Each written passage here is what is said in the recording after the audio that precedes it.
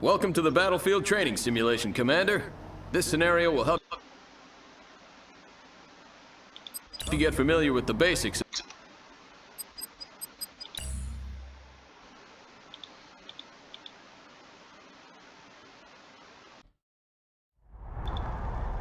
That's better. Welcome to the Battlefield Training Simulation, Commander. This scenario will help you get familiar with the basics of our command and control system. To get started, let's go over some basic camera controls for navigating the battlefield. To move the camera, hold down the right mouse button and drag the cursor in any direction. Move the camera now. Excellent. Objective complete. Throughout this training session, you can reference your objectives at any moment if you're having trouble figuring out what to do next. To access your objectives, click the flashing button in the top right of the screen. Next, we'll work on commanding units. We've granted you 2 squads of zone troopers. Begin selecting these units by moving your cursor over the zone troopers. Notice that your cursor changes to a selection cursor. While your cursor is over the unit, left-click. Excellent. 1 squad of zone troopers is now selected. You can select multiple squads of units by left-clicking and dragging the mouse across them. Try selecting both squads of zone troopers by dragging a selection box across all of them. Both squads are now selected. To move selected units, move your cursor over empty terrain. You'll notice that it changes to a move cursor. This is a potential destination for your selected units. Some terrain, such as mountains and rivers, are not traversable and will give you a different cursor to inform you that you're not allowed to move units there. Issue a move command to your zone troopers into the designated area to the east by right-clicking on the terrain.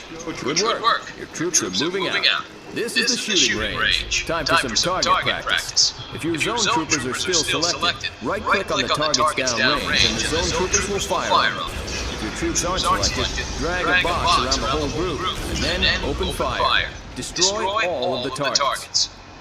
All targets are destroyed. Excellent work, Commander. Notice that one of your zone trooper squads has a special symbol hovering above it when it is selected. This squad is now a veteran squad. There are 3 levels of veterancy. As squads rank up, they deal more damage and become less vulnerable to enemy attacks. Now move your zone troopers over to this damaged building. Order your men to destroy the structure.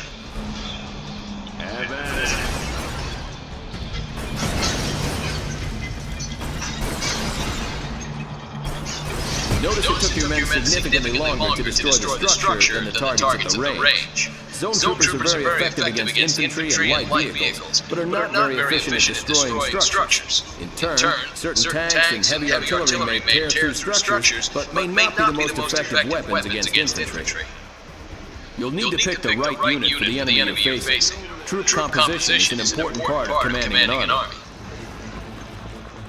Many units have special abilities. The zone troopers, for example, can use jump jets to boost themselves over obstacles and across rivers. Order your zone troopers to jump jet across this trench by selecting your zone trooper squads and left-clicking on the jump jets icon in the lower part of the unit portrait. You'll find it in the bottom right of your screen.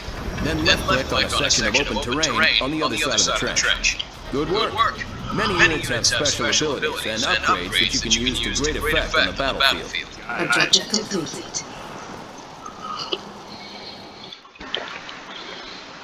Commander, you've been issued a Mobile Construction Vehicle, or MCV.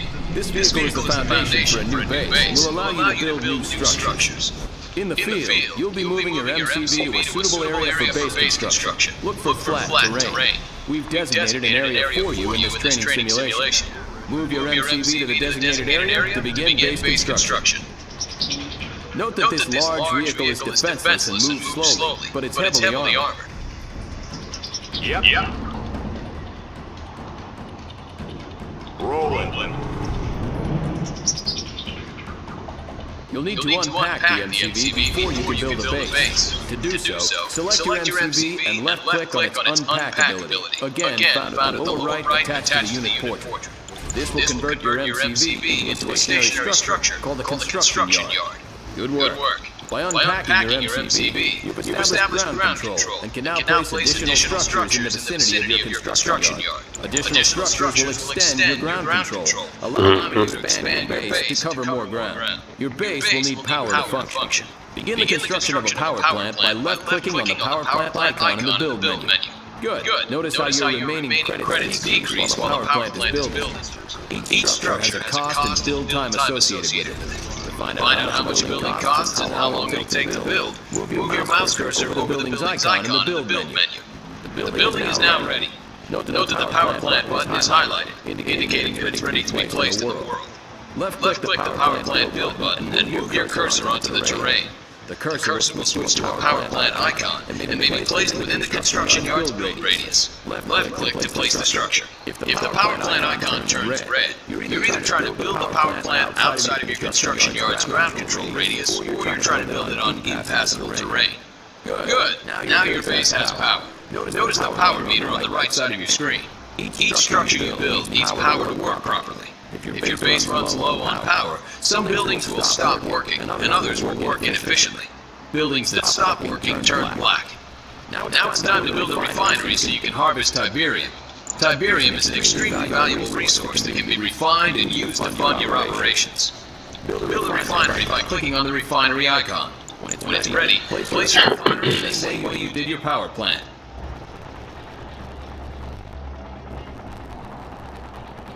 Construction complete. New construction options. Building. Excellent. Note that the harvester unit automatically begins to seek out and collect Tiberium. Once the harvester has reached capacity, it'll return and unload its Tiberium for processing. You'll get credits when this happens. With your economy established now and power available, you can begin to build production structures. A barracks will allow you to train infantry. Build a barracks and place it on the terrain just like you did with your power plant and refinery.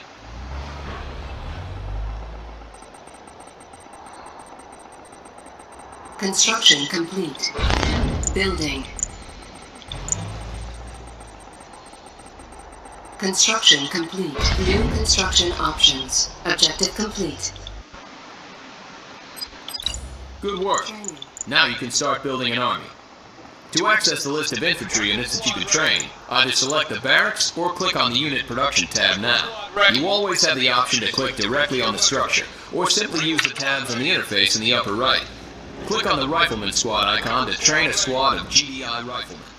Click on the unit multiple times and you'll train multiple squads. Train 3 squads of riflemen. Reporting in. You can pause production of a unit or structure by right-clicking on its icon while it's being built.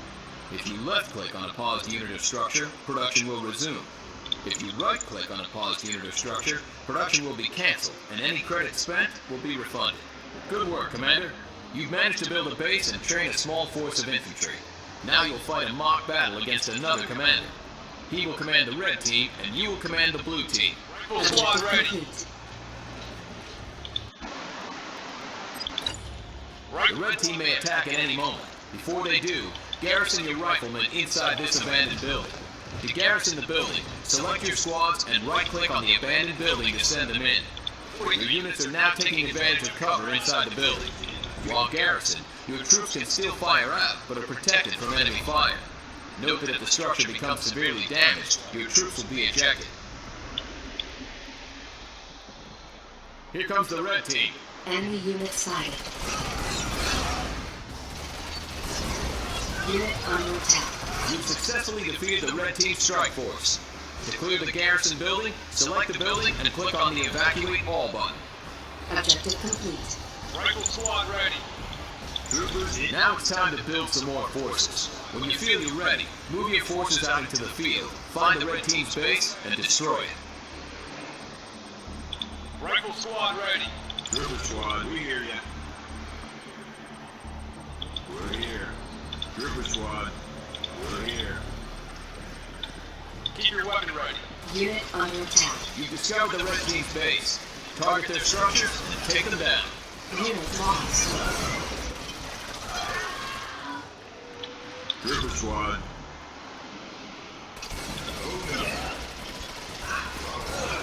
Let's move. Let's go, troopers. Get a load of this. Here, and there. Keep them coming. Get a load of this.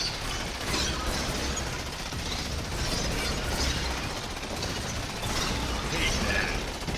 Take that. Objective complete. Great job, Commander. You've learned all the basics you'll need to lead GDI forces into battle.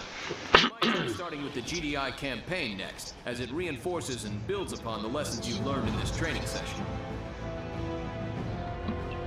Ooh, not quite.